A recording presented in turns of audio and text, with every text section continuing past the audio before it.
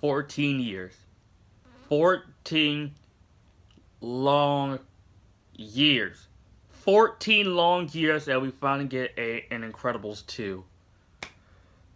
Whew. I never thought to this day I would sit down in my chair in my room reviewing Incredibles 2. I never thought I would actually see Incredibles 2 in a theater. I never thought that I would actually talk about the Incredibles 2. I talk about how the 14 years was worth the wait. Because Incredibles 2 was worth the 14-year wait. Like, my god, guys.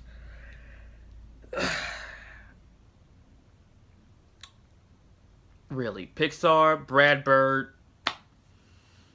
I gotta give you guys a big hug because I have been waiting for this movie for a long time, ever since 2004. I remember being a 4-year-old after leaving the theater, after leaving Incredibles in the theaters in 2004, when I first saw that movie in theaters, and saying, I want to know when Incredibles 2 is gonna come out. I want to know if they're gonna make an Incredibles 2. I can't believe I've gone from a little 4-year-old talking about and dreaming of Incredibles 2 being a reality, but it actually is a reality. Incredibles 2, guys. I feel like I'm 4 years old again. I feel like I'm 4 years old again. Really. This is insane, guys. This Let's just start this review, please. So Incredibles 2 picks up right where the first one ends, where the Incredibles are about to fight the Underminer. And I do love how this movie just picks up right where the first one ended. Like, it doesn't jump like 14 years later where Jack is a teenager and Dash and Violet are grown adults and Bob and Helen are in their elder years. I just love how it just picks up right where the first one ends. I would prefer to see the film go that route. That would be interesting to see. But I just like it where things are pretty much now on the same timeline, the same time frame as the first film, and now Helen has a new job where she works at Elastigirl again. She's working with these new supers and with these business people, and things don't go exactly what they seem, and that's all I'm gonna say. Cause this is a movie. It's kind of hard to talk about without spoiling anything, because if you've seen the trailers, you haven't really seen the entire film, honestly. Because the first, like, half of the movie is pretty much what is shown in the trailers. And the rest of the movie have a lot of surprises and twists and things that I didn't see coming. And what I do love about this film is that they didn't do anything.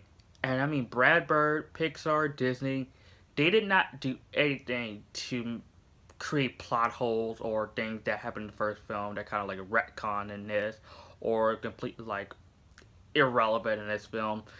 They stay loyal to the fans. They stay loyal to the audience. They stay loyal to these people who have been loving The Incredibles since 2004, like me.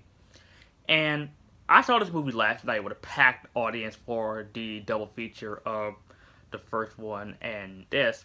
And I tell you right now, I had a ball. I had a ball last night. I really did. And seeing the first one in theaters, again, this is my third time seeing the first one in theaters. Because I saw the movie twice when I was 4.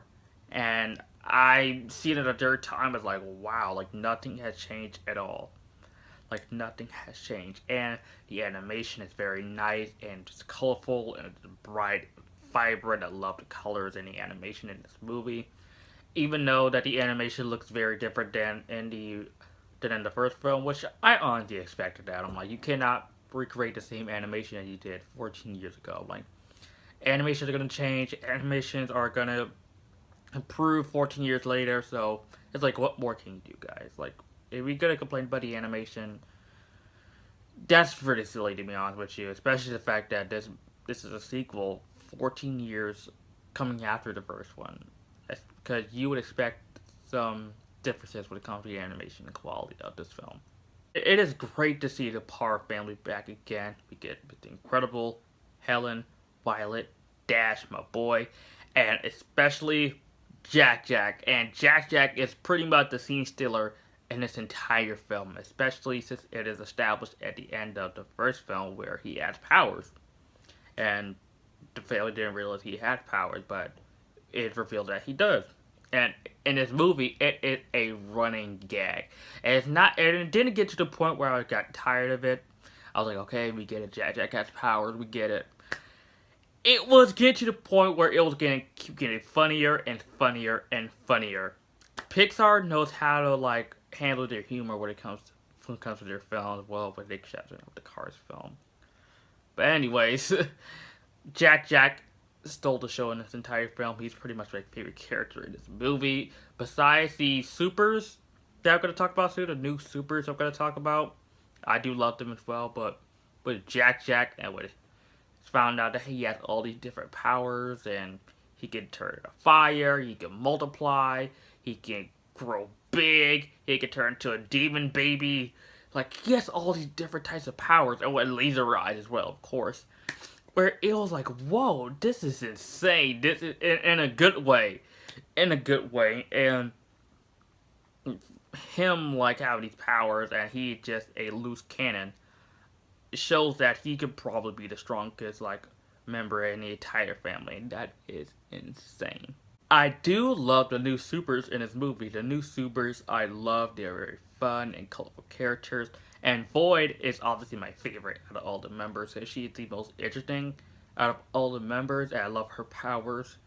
Where she get to teleport things from anywhere by putting them in a vortex. Her powers are cool. And I also do love Brick. I do love Electric. He was a very fun character as well. And all the other supers are very fun.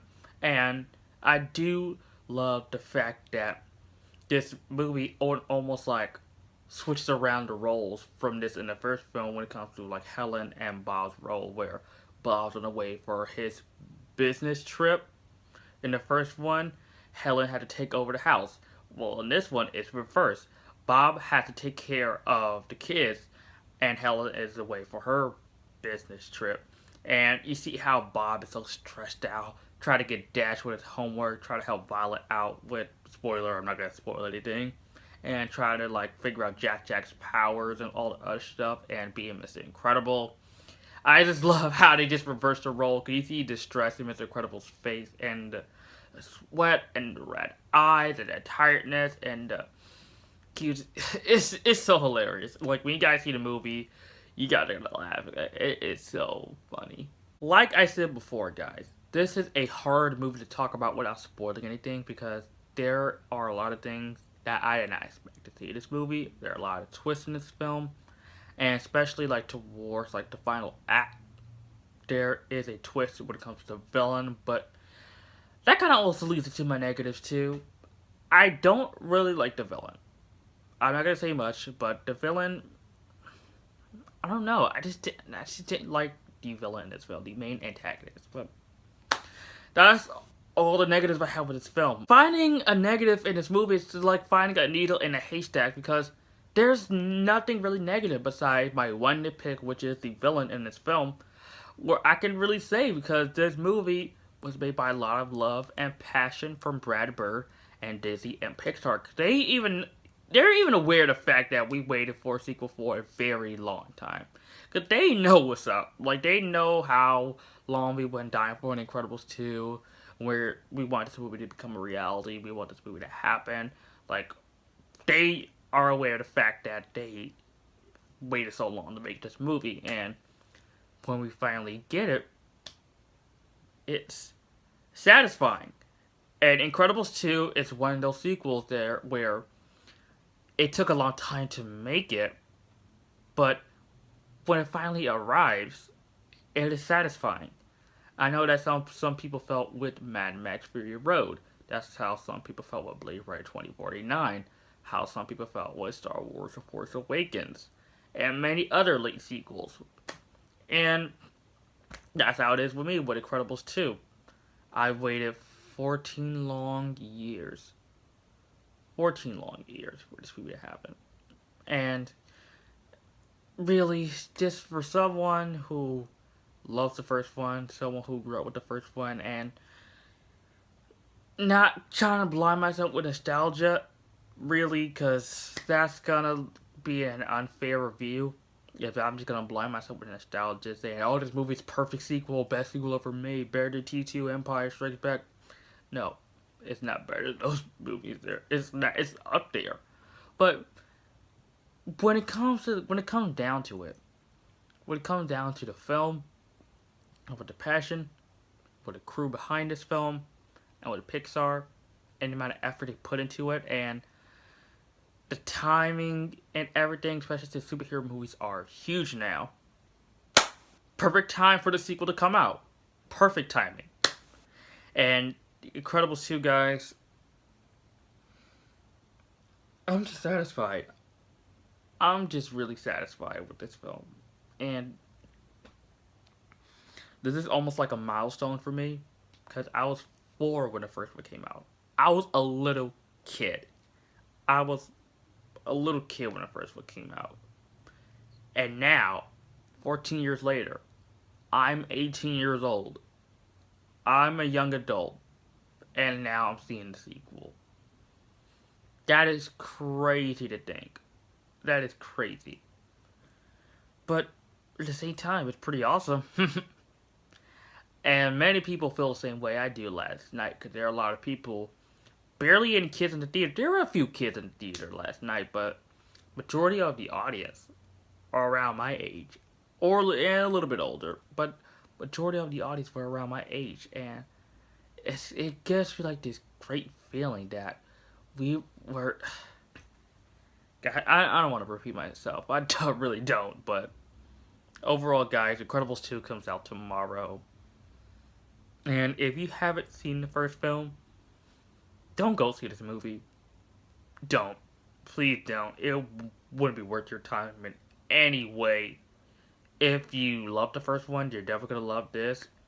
But I also, another flaw, will say this too, that some people might have a problem with this.